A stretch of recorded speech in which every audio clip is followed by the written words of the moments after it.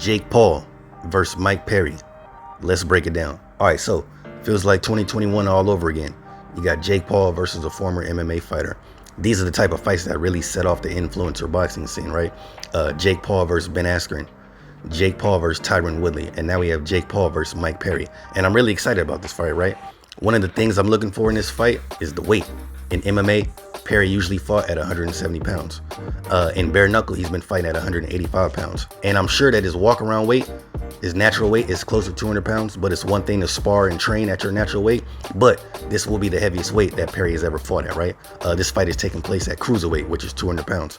I saw Jake Paul, some footage when he was training for the Mike Tyson fight. I think he was as heavy as 235 pounds. So he's actually having to cut down to 200 pounds to make this weight.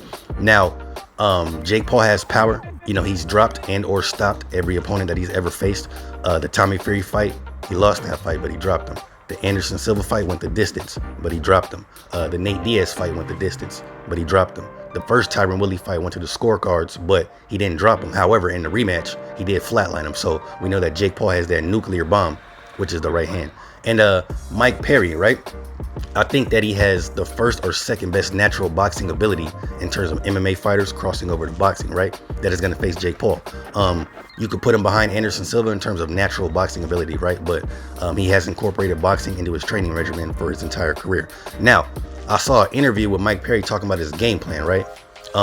He was saying that he's going to come forward, take some shots to give his own, right? That's that tough guy mantra, the tough guy attitude. I'm not sure how this works against a naturally bigger guy. Like I just said, Jake Paul at one point was 230 pounds, and he does have that power with his right hand. So let's see how much punishment Mike Perry can take. Can he handle the power of Jake Paul? I don't expect for Perry to go in there and box. I think he's going to try to bang with him, right?